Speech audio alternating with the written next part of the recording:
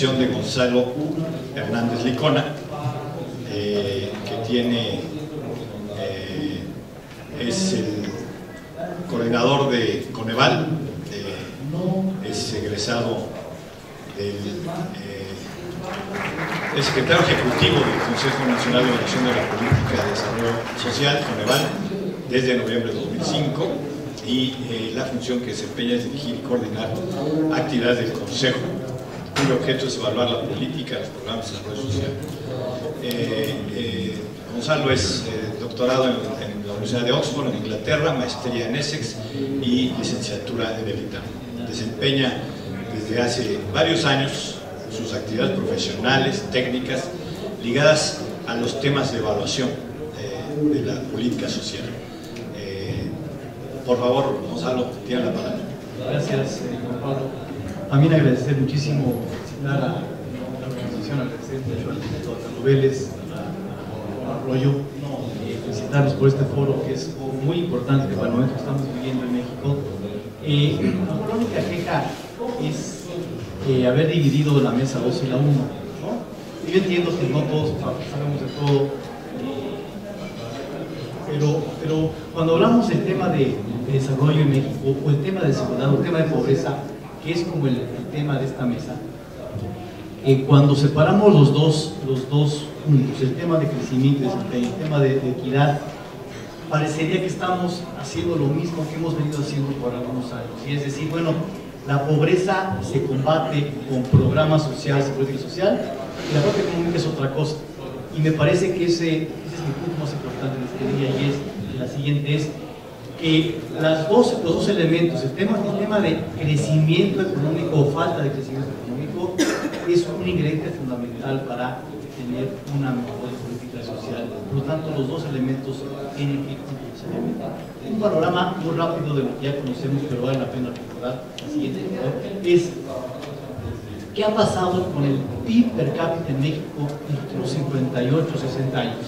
Y aquí el último dato es 2009, está ahí, pero lo que ha pasado en México es que hemos tenido un crecimiento muy bajo, muy pobre en los últimos 58 años, y eso implica que el PIB per cápita año con año sea bajo, y lo que hoy tenemos como ingreso promedio sea mucho más bajo que otros países que tuvieron un crecimiento económico mayor en los últimos 60 años y que hoy gozan de un ingreso promedio mayor, y por lo tanto pueden afrontar con más claridad el tema de pobreza, en donde el tema de pobreza, el ingreso es fundamental. México es la línea roja que está ahí, y las demás son, digamos, Corea del Sur, Chile, Irlanda, Portugal, España, que han tenido un crecimiento mucho más alto, a veces ni siquiera mucho más alto.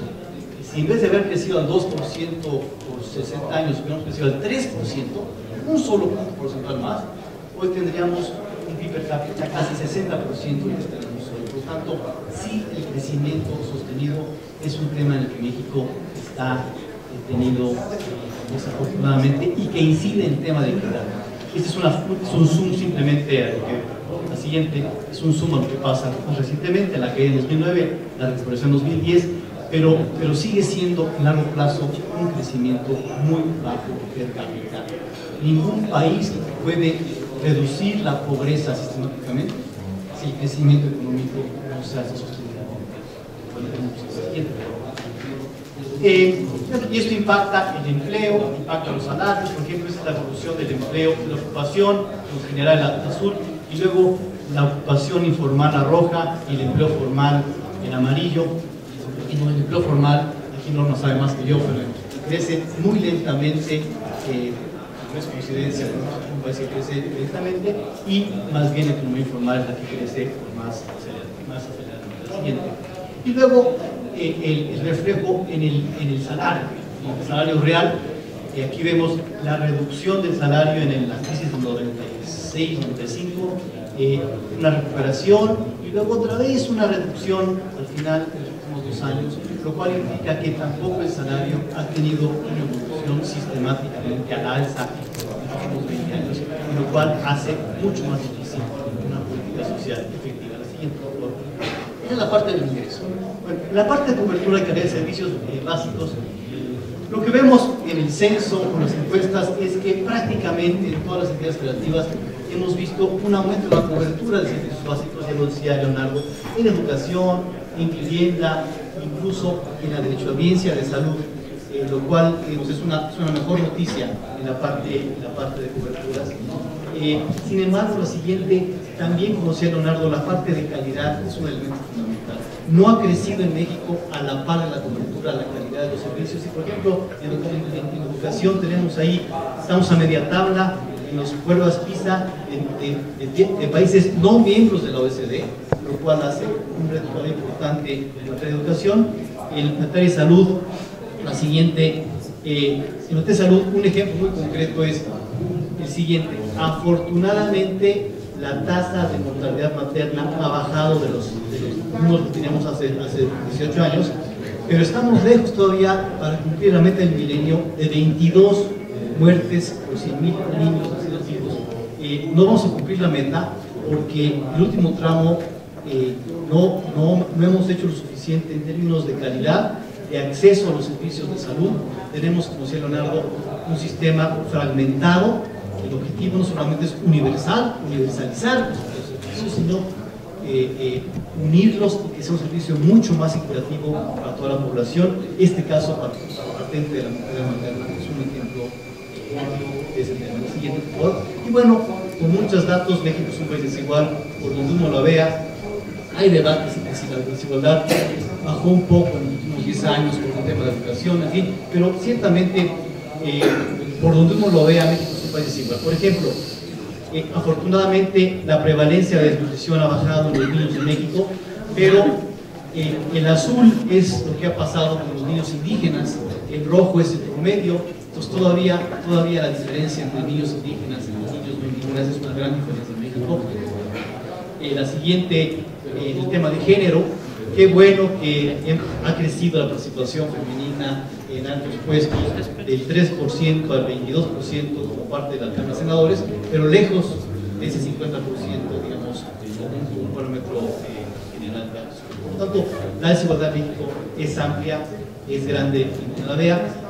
Y quiero entonces hacer el siguiente, en base a esto, un análisis general de lo que puede estar pasando, centrándome en el tema de la pobreza, el crecimiento y la desigualdad, y tratar de diferenciar cosas que a lo mejor hemos confundido en los últimos años entre causas y efectos de la pobreza. Entonces, casi con cualquier medición de pobreza, casi con cualquier filosofía de pobreza, es más, aquel famosísimo economista hace muchos años, Adam Smith, ¿no?, decía cuáles eran la causa de la riqueza de las naciones.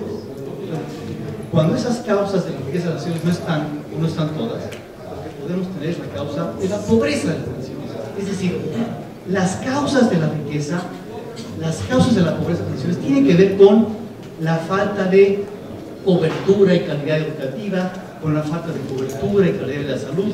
Una población poco educada y con poca salud no es productiva.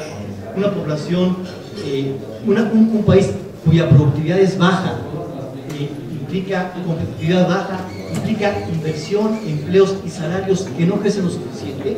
Y ese conjunto de cosas, por supuesto, junto con el tema social y los precios,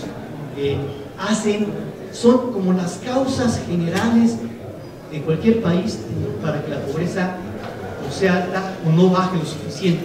Es decir, si no hacemos lo suficiente para los grandes cambios, las reformas que el país requiere para mejorar productividad, competitividad, inversión, empleos y salarios, será muy difícil poder ver una pobreza que el país caiga de manera sistemática. La siguiente, si a eso le unamos el tema de la desigualdad de oportunidades, porque digamos, la educación no es pareja para todos, por lo tanto hay población con calidad de educación muy diferente a la de otros, y eso abunda, por supuesto, el tema de la pobreza, y este conjunto de elementos hacen que los efectos se vean como población con ingresos bajos, con bajo nivel educativo, con salud precaria, con falta de ahorro, con vivienda sin calidad. La siguiente, y es ahí donde en los últimos años han crecido un conjunto de programas que han buscado tratar de reducir estos problemas de la población en pobreza. Y evidentemente cualquier país necesita tener un conjunto de programas, llamemos de protección social, para poder, ante la pobreza o la desigualdad de un país, poder dar solución, digamos, inmediata, urgente a los problemas que vive la población en pobreza. Lo que es difícil pensar es que este conjunto de programas de protección social, a veces llamados de superación de la pobreza, sean aquellos que reduzcan las causas de la pobreza en el país. Me parece que hemos hecho un énfasis mucho más grande en este conjunto de programas, en vez de hacer los grandes cambios que el país requiere para que haya más crecimiento, más igualdad, mayor inversión, que son las causas fundamentales de la riqueza económica de la pobreza. La siguiente, por ejemplo, abonando en estos programas que buscan hacer protección social, insisto, a veces se llama superación de la pobreza, que es un mal nombre que hemos puesto incluso desde el Ejecutivo en donde estoy yo, porque sí da la impresión de que esos programas son aquellos que si los duplicáramos o si incrementáramos, aumentáramos la cantidad de los programas, la pobreza bajaría. Y por supuesto son programas que ayudan a la población en pobreza, pero que difícilmente pueden hacer que la pobreza baje de nuevo. En los 3 órganos de gobierno y el legislativo se ha aumentado el presupuesto a estos rubros desde hace un par de décadas, aprovechando los aumentos del ingreso del gobierno. Con algunos aciertos. ¿Qué aciertos? Efectivamente, algunos de estos programas han mejorado los coberturas básicos, las becas han hecho que más niñas y niños vayan a la escuela en primaria, secundaria, incluso a veces preparatoria. Hay programas de empleo temporal que ayudan a mitigar el problema de la falta de economía de las poblaciones rurales sobre todo. Se han incrementado transferencias a la población y ahora casi la mitad del ingreso, el 40% del ingreso laboral es de transferencias, pero con varios problemas. Programas que parecieran a veces más políticos que otra cosa. Lo que vamos a ver en la Cámara en los siguientes meses va a ser una pugna importante entre la Federación y los estados para ver quién se lleva buena parte de esos programas a los estados, cuáles se quedan en la Federación, en donde la naturaleza se antoja que sea mucho más política que efectiva. Programas, algunos de ellos poco efectivos, programas dispersos. En la Federación tenemos una contabilidad de 270 programas de acciones sociales, sin contar los programas estatales en donde no tenemos información de lo que pasa ahí muchas de las veces. Entonces ahí la dispersión es mucho mayor. No siempre llegan a los más pobres, por ejemplo, algunos programas del campo o el subsidio energético, que son más bien regresivos, claramente regresivos, sin coordinación con los del gobierno, poco transparentes, especialmente a nivel local, sin vinculación con los derechos sociales, programas con poco efecto en el empleo, los ingresos y productividad, que no atacan las causas de la crisis. Por lo tanto, si queremos realmente tanto pegar a la pobreza de manera directa como la desigualdad, tenemos que tener un esquema mucho más integral, en donde por supuesto tengamos que fortalecer la red de protección social, pero no pensar que ese conjunto de programas sean aquellos que resuelvan de manera la pobreza. La siguiente, por ejemplo, tener, como decía Leonardo, totalmente de acuerdo, tener como guía el acceso universal a los derechos sociales. Hoy no siempre lo tenemos en los programas de desarrollo. Cambios estructurales para el crecimiento económico. Sin crecimiento no puede haber cambios fácilmente. Y ejemplos como los que han ido sobre la mesa en varios foros, ¿no? Tener seguridad social básica universal, con servicios de salud universales integrados, posiblemente financiado con impuestos generales en vez de ser financiado con aportaciones de los empresarios, los trabajadores, que hacen simplemente que el empleo formal sea más caro, lo cual puede incrementar la inversión, los impulsos, la productividad. En fin, pensar en cambios globales, por supuesto mucho más difíciles que crear un programita social de la noche a la mañana, porque seguramente podrían dar a México un ganar-ganar. Y al mismo tiempo fortalecer la red de protección social y las capacidades básicas de la población en pobreza, con elementos, por ejemplo, de apoyo al ingreso. Aquí hay muchas versiones posibles: programas de empleo temporal universales, renta básica universal, ingreso solidario, eliminando con ello un conjunto grande de programas dispersos que no siempre tienen la efectividad que uno quisiera. Posiblemente un seguro de desempleo en sustitución del pago de despido actual que tenemos en la legislación actual, haciendo una protección mucho más moderna, infraestructura básica de la población pobreza, servicio de salud y educación, fortalecer programas de educación, nutrición, salud, y eliminar, si se puede, el objetivo que tiene una sola secretaría federal, muchas estatales, de reducir la pobreza, ¿no? A veces, cuando la pobreza sube, se voltean todos con las secretarías de desarrollo social de los estados y te dicen: oye, ¿por qué subió la pobreza?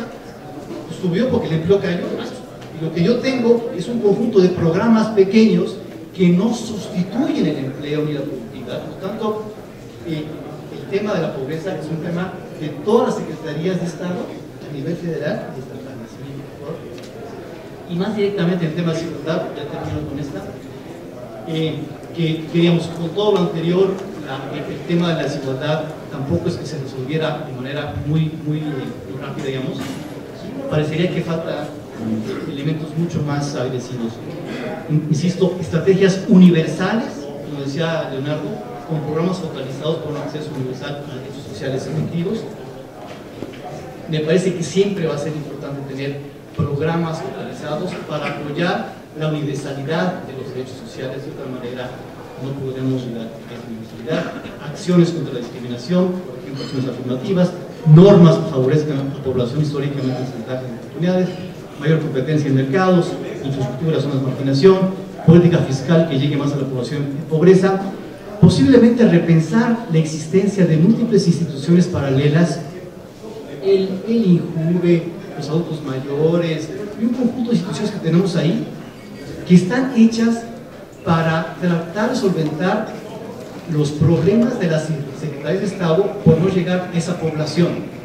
Y los titulares de esas instituciones tienen mucho menos poder que los secretarios de Estado, y por lo tanto no tienen la fuerza suficiente para que finalmente esos grupos en desventaja tengan las opciones que deberían tener desde entrada en el diseño de las políticas sociales y económicas en los secretarios de Estados, y por supuesto mayor transparencia y rendición de cuentas general, sobre todo en estados y municipios. Muchas gracias.